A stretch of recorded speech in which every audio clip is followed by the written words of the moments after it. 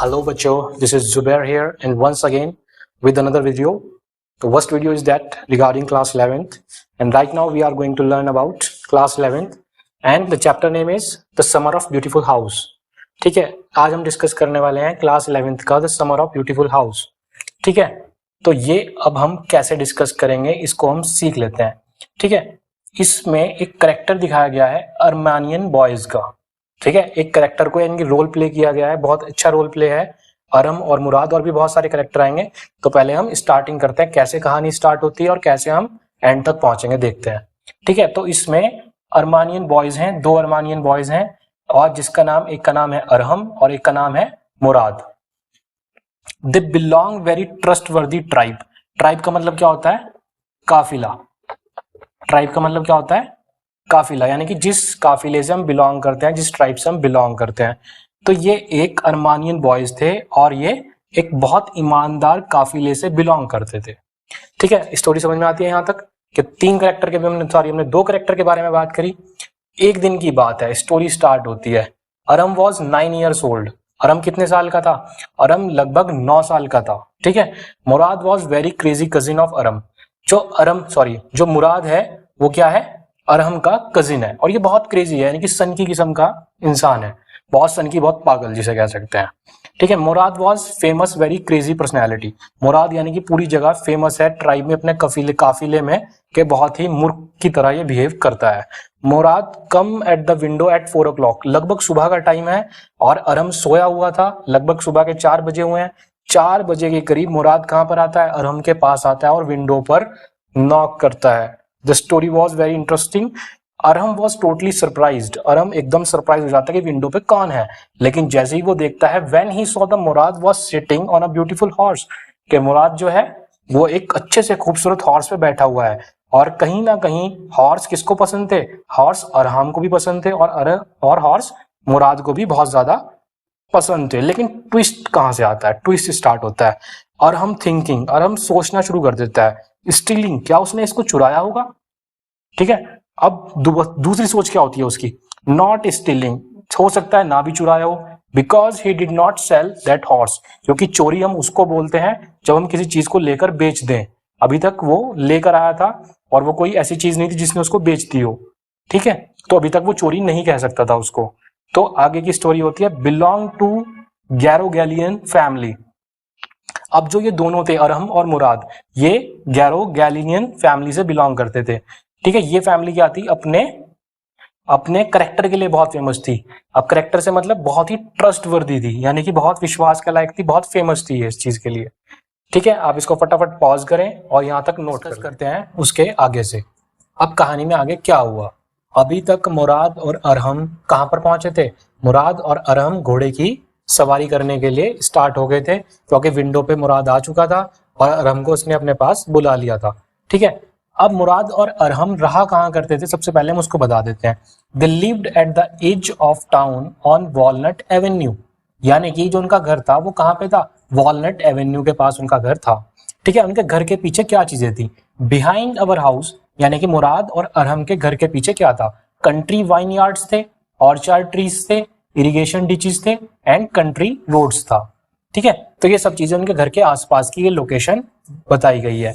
अब riding start होती है किसकी? हॉर्स की, क्योंकि विंडो पर मुराद आ चुका था और अरहम को उसने कहा कि मेरे पास आ जाओ और हम घूमने चलते हैं इस घोड़े के ऊपर, यानी कि इस हॉर्स के ऊपर.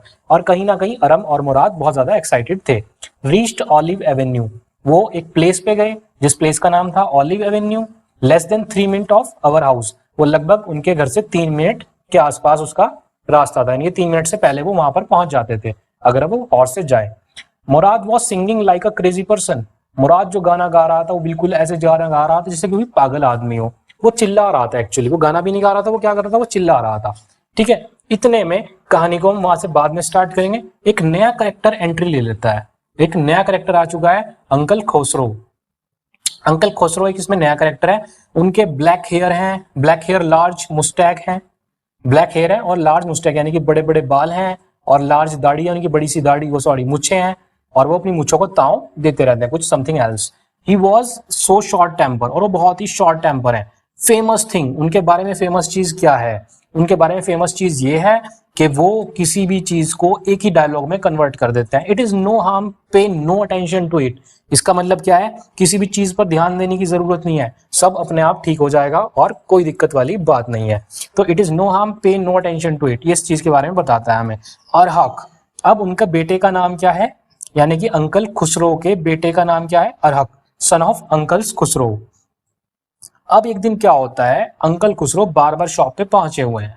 अब बार बार शॉप पे पहुंचे हैं और उनको पता नहीं होता उनके घर में आग लग चुकी है, बर्निंग हाउस, यानी कि घर जल रहा है।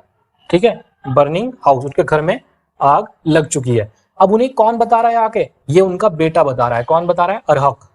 अरहक उनको घर पे आके बता रहा है। Arhak says to his father, our house is burning. वो कहता है कि हमारा घर जल रहा है पापा, यानी कि अंकल खुसरो, हमारा घर जल रहा है। He said it is no harm. इसके बदले में एक रिप्लाई मिलता है। कौन देता है reply, uncle Khusro.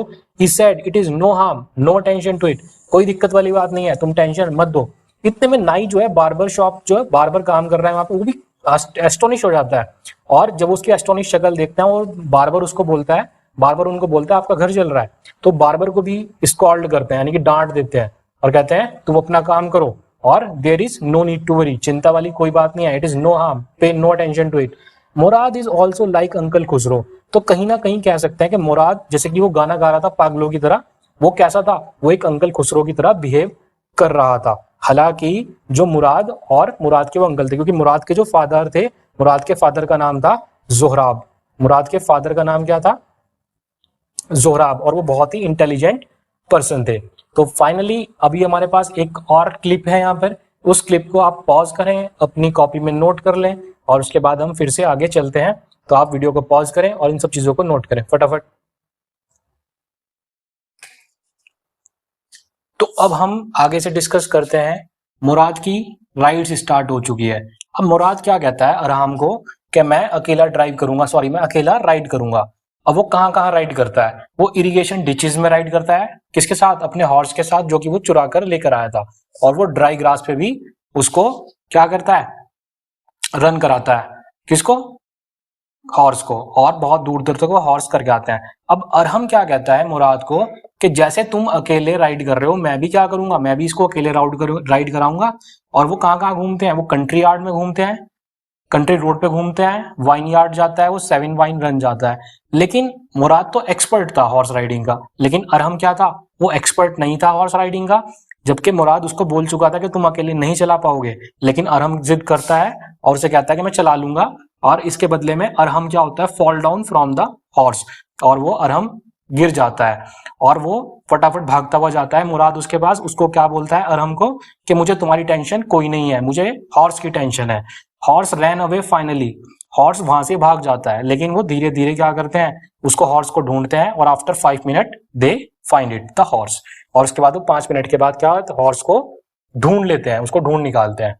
Murad tales to Arham, मुराद क्या बोलता है अरहम को कि ये बोलता है कि कोई भी आपसे पूछे कोई भी चीज कि घोड़ा कहाँ से आया, ये हॉर्स कहाँ से आया, तो आपको क्या बोलना है कि ये हम सुबह से इसको हमने हॉर्स को मिलाया ये, और सुबह से हम इसकी राइडिंग कर रहे हैं। इसके अलावा तुम्हें कुछ नहीं बोलनी है, कुछ नहीं बोलना है और सब कुछ मैं ही संभाल लूंगा।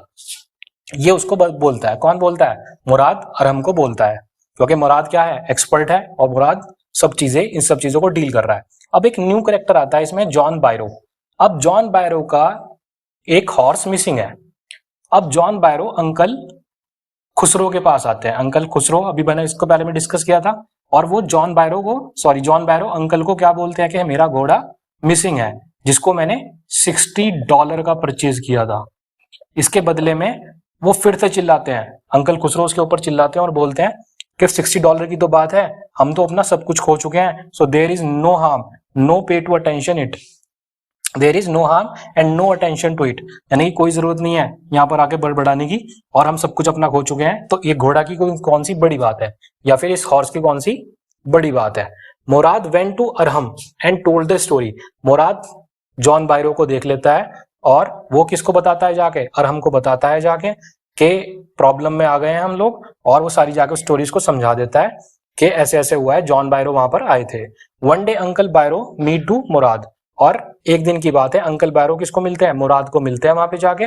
और मुराद के पास देखते हैं कि वो एक हॉर्स है, और वो हॉर्स जो था वो उनके हॉर्स से बहुत ज्यादा सिमिलर था और कहीं ना कहीं वो उसको पहचान लेते हैं कि ये मेरा ही हॉर्स है। लेकिन अंकल खुसरो क्या देखते हैं, सॉरी जॉन बायरो क्या देखते हैं, जॉन बायरो को ये लगता था कि ये कहां से बिलोंग करते हैं, ये बिलोंग करते हैं गैरोगैलियन फैमिली से और they are very famous tribe for the honesty. वो लगता है उन्हें कि ये तो चुरा ही नहीं सकते क्योंकि ये तो बहुत ट्रस्टवर्दी या बहुत ही ऑनेस्ट ट्राइब से बिलोंग करते हैं। तो कहीं ना कहीं उनको ये फील होता है कि वो तो बिल्कुल भी ऐसा काम नहीं कर सकते, तो डाउट होने के बावजूद भी वो वहां पर चुप रहते हैं।